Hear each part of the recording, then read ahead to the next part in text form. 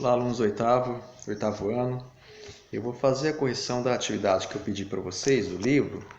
Eram para responder as questões da página 19, questão 1 e 2, e questões da página 25, questão 1 a 5. Então, vamos fazer a correção, vão acompanhando aí. Então, página 19. Vamos lá, deixa eu abrir meu livro. Página 19. Página 19, questão 1. É para você observar o mapa da página 17, né? E a letra A, cite países muito povoados. Então, era só você acompanhar o gráfico. Em geografia a gente usa muito isso, tabelas, gráficos. E a gente tem que aprender a fazer esse tipo de leitura. Não é difícil, né?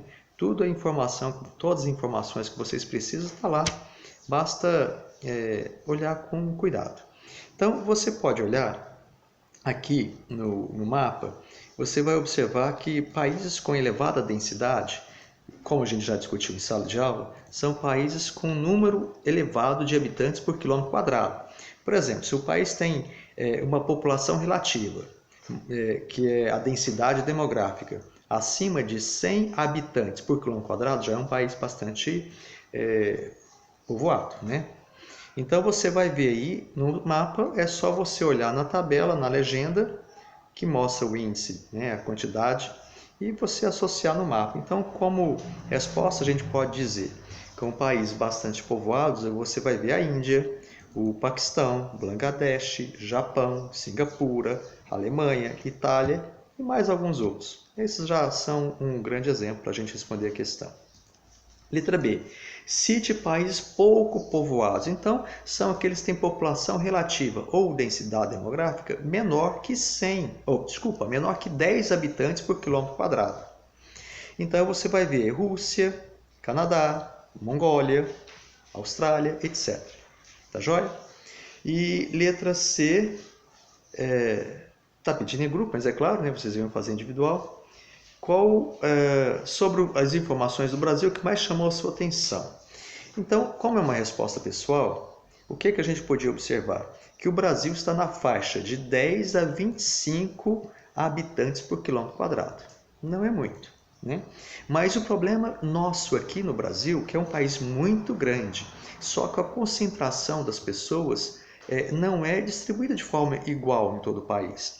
Então você vai ver que há uma grande variação da população e ela está concentrada sobretudo no litoral. Mas também a gente não pode esquecer as regiões sul e sudeste, onde recebeu um maior número de pessoas e também regiões bastante industrializadas. E por isso atrai mais pessoas ali. Então esse é o grande problema do nosso país. Ele tem alguns vazios demográficos, como na região norte. E algumas regiões aqui do Mato Grosso do Sul, né, são bem mais vazios, né? Ok, vamos agora para a questão 2 dessa página. Todo país bastante populoso é também bastante povoado? Nem sempre. Nem sempre vai ser. Alguns países populosos não são muito povoados. Por quê? Acontece como o que eu acabei de discutir com vocês. Países com um território muito grande, não há uma divisão uniforme da população nesse país. Como, por exemplo, países grandes, de grande extensão territorial. Estados Unidos vai de leste a oeste, Oceano Atlântico ao Oceano Pacífico. A Rússia também é um país enorme, né? China também um grande país. E não vou deixar de falar do Brasil, é claro.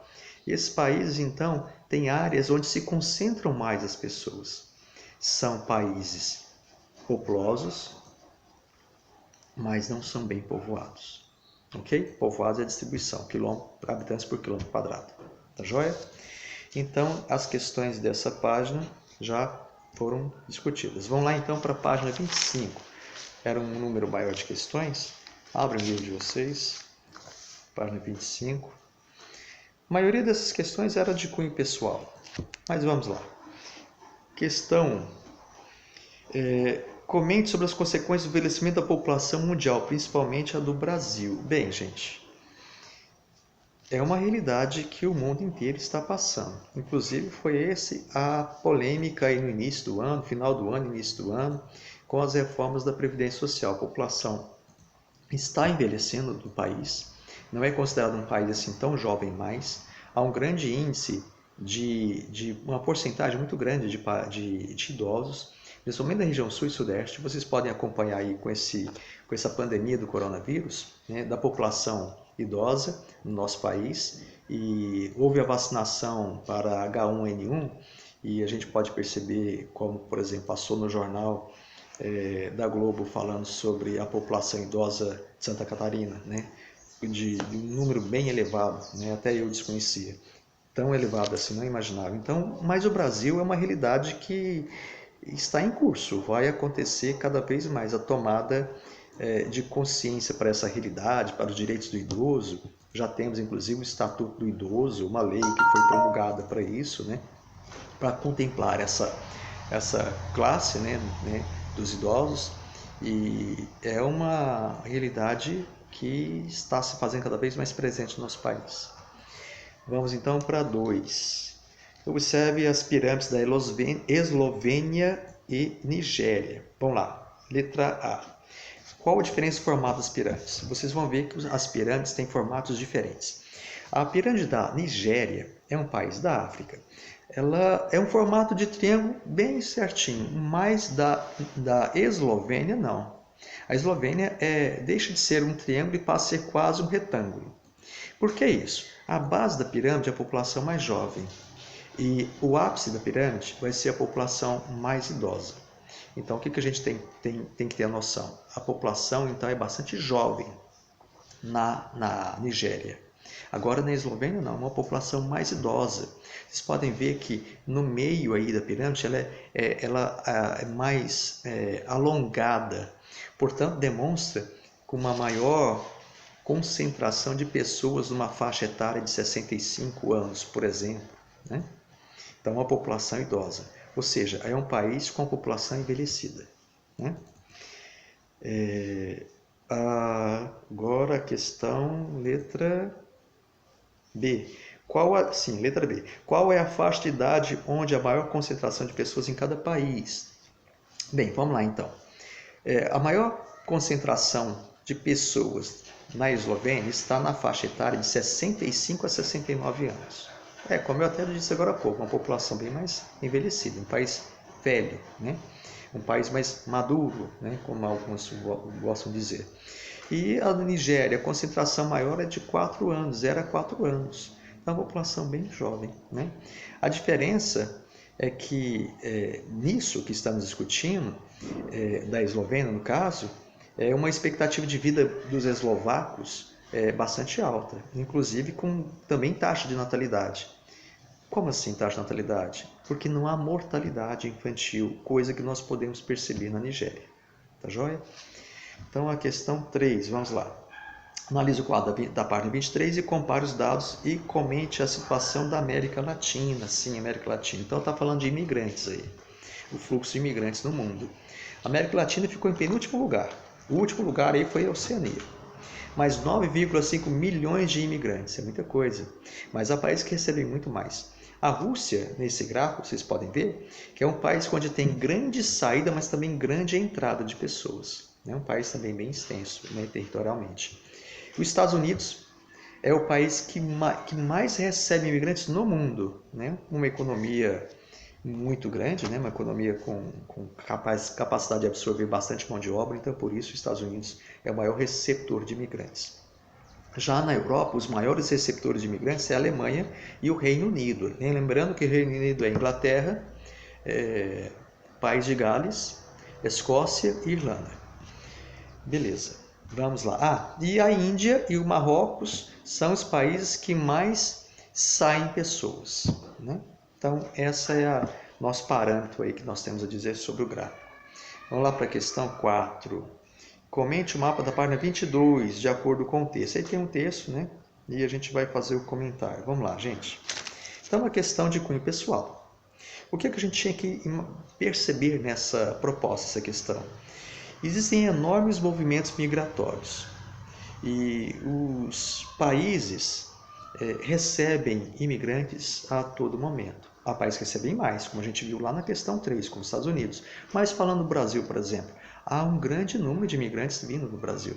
O Brasil recebeu uma grande leva de imigrantes após a Segunda Guerra Mundial e não parou de receber. E agora a gente pode ver que é um fenômeno no mundo inteiro está acontecendo isso. Indo para a Itália, para a Alemanha, e inclusive o Brasil. A gente recebe aqui, por exemplo, haitianos e agora o último são venezuelanos. Se vocês tiverem oportunidade de ir em Goiânia, por exemplo, ali na Feira Hippie, ali, por exemplo, naquelas camelôs que ficam na Avenida Anhanguera com a Avenida Goiás, por exemplo, vocês vão ver o tanto de imigrantes haitianos, né, que nós temos aqui no Brasil. Lá fora, né, é claro, agora dos venezuelanos. Mas o que a gente pode falar? Isso acontece com que os países têm uma certa...